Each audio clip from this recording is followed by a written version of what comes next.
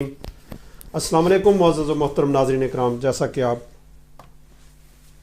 रूहानी इलाज प्रोग्राम देख रहे हैं, आज हम बात करेंगे दमा से मुतल्लिक। दमा का मर्ज़ किस तरह लोगों को लाहक होता है और इसके नुकसानात क्या क्या होते हैं और किस तरीके से ये फेफड़ों को जकड़ बंद लगाता है और फेफड़ों के ऊपर अपनी कैफियत रखता है और इसमें सांस के मसाइल पैदा होते हैं। दुनिया में 30 करोड़ से ज़्यादा लोग इस मर्ज़ का शिकार हैं और ये बच्चों को, जवानों को, बूढ़ों को, हर उम्र के लोगों के ऊपर इस मर्ज़ का हमला हो जाया करता है। और बहुत से केसेस ऐसे होते हैं जो जेनेटिकली मौरूसी तौर पे कुछ लोगों के साथ ये अमराज लाहक होते हैं। तो आज हम तमाम किस्म के जो दमा के, सांस में दिक्कत वाले अमराज का आपको हल बताएंगे कि किस तरीके से इसका हल मुमकिन हो सकता है, किस तरह हम इन अमराज से किस तरीके से निकल सकते हैं, इन कैफियत से अपने आप को कैसे निकाल सकते हैं और अपने सांस को किस तरीके से बहाल कर सकते हैं। तो ऐसी मर्ज़ से निकलना बड़ा मुश्किल होता है, ख़ास तौर पे जो जेनेटिकली अमराज होते हैं, मौरूसी अमराज होते हैं, उनमें बहुत ज़्यादा दिक्कत बाज़ औक़ात आती है और सांस उखड़ जाता है। सांस के अंदर जो है वो शां की आवाज़ें पैदा होनी शुरू हो जाती हैं। बड़ी अजीब व गरीब किस्म की कैफियत, बलगमी कैफियत बर्पा होती है और बाज़ औक़ात ऐसे महसूस होता है जिस तरह कोई सीटी,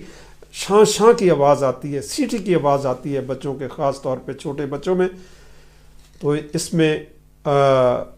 ये बड़ा अजीब व गरीब किस्म का मर्ज़ होता है जिसमें फेफड़े बाज़ औक़ात सिकुड़ना शुरू हो जाते हैं। फेफड़ों के ऊपर, लंग्स के ऊपर एक अजीब व गरीब किस्म की कैफियत महसूस होती है और सांस लेने में बहुत ज़्यादा तंगी महसूस होती है। इसमें नमूनिया भी बाज़ औक़ात हो जाता है, सीने की जकड़न हो जाती है, नाक बाज़ औक़ात बंद हो जाता है और सूजन जो होती है, नाली, सांस की नाली में सूजन होती है और इन्फ्लामेशन, ये भी बहुत ज़्यादा नुकसानदेह होती है। सांस जो है वो खींच के सांस लेना दुश्वार होता है, बड़ी मुश्किल होती है, फेफड़े सिकुड़ जाते हैं और ये अमराज इंसानों के अंदर एक अजीब किस्म का माहौल बना देती है जिससे मामलात, सेहत के मामलात के ऊपर बहुत ज़्यादा असर होता है और बहुत से लोग दुनिया के अंदर इस मर्ज़ का शिकार होते हैं और मेडिसिन के ज़रिए भी इसका इलाज मुमकिन होता है। इसी तरह बहुत से हिकमत में भी कुछ लोग देते हैं, एलोपैथी, होम्योपैथी, लेकिन रूहानी तरीका इलाज, ये बेज़रर तरीका इलाज है, इसमें बहुत अच्छे तरीके से इसका इलाज हो सकता है। तो इसके बारे में आपको आगाही देंगे, हम किस तरीके से अपने आप को बेहतर रख सकते हैं, किस तरीके से अपने अंदर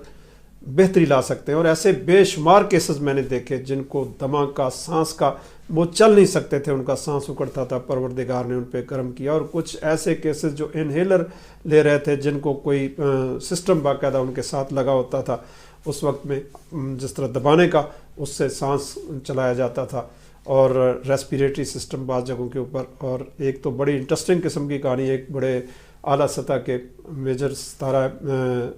इम्तियाज़ उन्हें मिला हुआ था, मेजर सईद साहब, लम्स यूनिवर्सिटी के अंदर एडमिनिस्ट्रेटर थे लाहौर के अंदर। तो वो मेरे पास आए तो 3 महीने उन्हें मोटिवेट करते। मैंने कहा मेजर साहब आपको शफा हो जाएगी अल्लाह के कलाम से, आप बेफिक्र रहें। उन्होंने कहा जी कैसे शफा होगी? मैंने कहा ये हो जाएगी, बेफिक्र रहो आप। जब उन्हें मैंने आहिस्ता आहिस्ता उनका इनहेलर जो है वो छुड़वाया,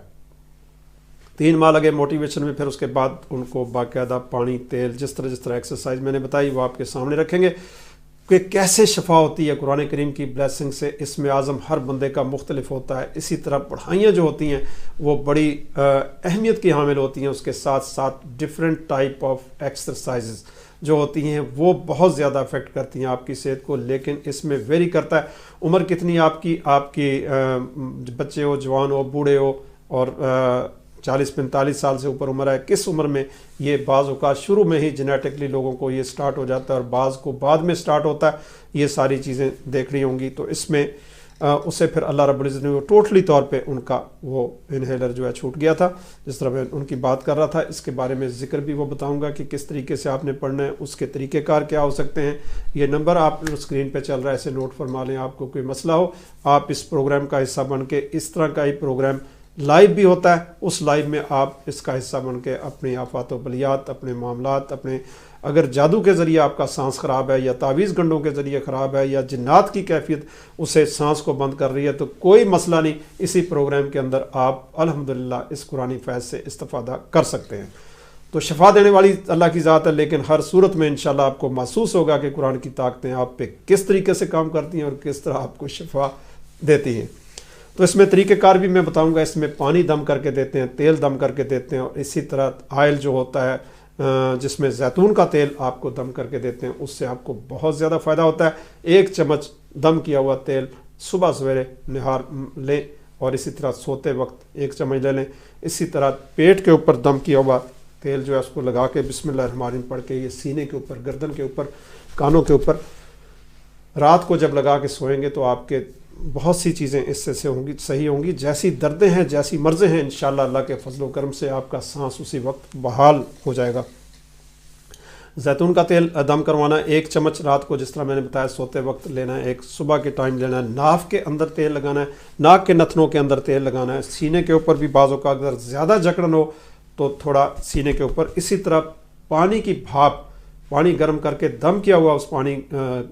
1 چمچ اس میں ڈالیں اور اس کی بھاپ لیں، سٹیم لیں گے، انشاءاللہ اللہ کے فضل و کرم سے آپ کے سینے سے بلغم اور وہ کیفیت جو ہے وہ صاف ہو جائے گی۔ آپ کا سانس جو ہے وہ بھاپ سے، اور اس طرح غرارے پانی کے کرنے کے لیے بھی آپ نمک بھی دم کروا سکتے ہیں۔ تھوڑا سا نمک ڈالا گرم پانی کے اندر، صبح سویرے اٹھ کے غرارے کیے، اوپر منہ کر کے پانی ڈالا اور غرارے جیسے جیسے آپ کریں گے آپ کو اس سے بھی دم کیا ہوا پانی بیچ میں شامل کریں تو اس سے بھی بہت زیادہ آپ کو افاقہ ہوگا، کیونکہ یہ ریشہ جب گردن اس میں جاتا ہے گلے کے اندر تو بہت سی کیفیت برپا کرتا ہے۔ اسی طرح لمبے لمبے سانس لینا، یہ بھی آپ کو بتائیں گے کہ ذکر آپ نے کیسے کرنا ہے۔ صدقے اس میں خاص طور پہ صدقے بڑی اہمیت کے حامل ہوتے ہیں، چھاتی کا گوشت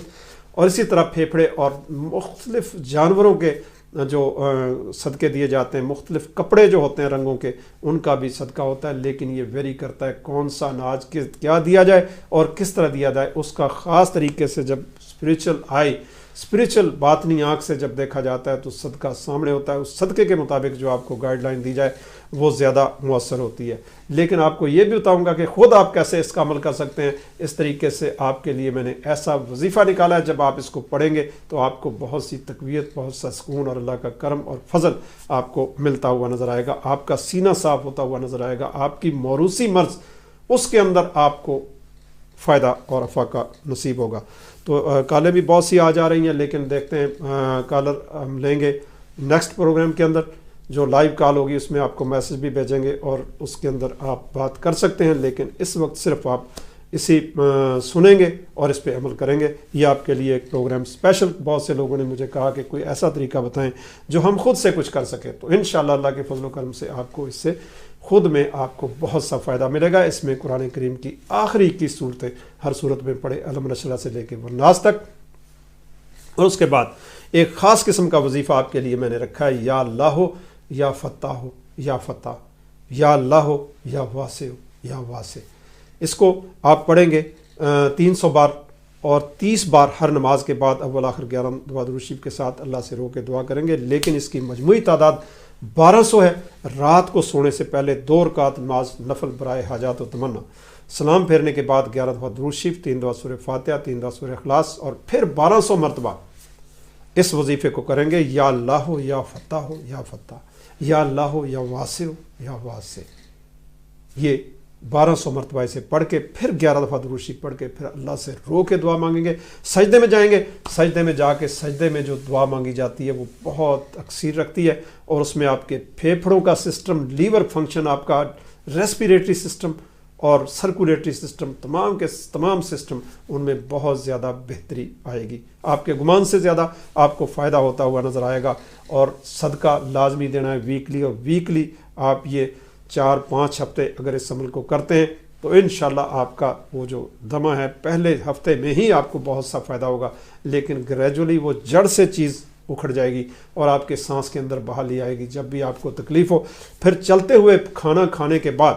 آدھا گھنٹہ کھانا کھانے کے بعد اسی ذکر کو آپ نے 300 مرتبہ کھانا کھانے کے بعد تھوڑا چلنا ہے. جو بوڑھے ہیں آہستہ چلیں, جو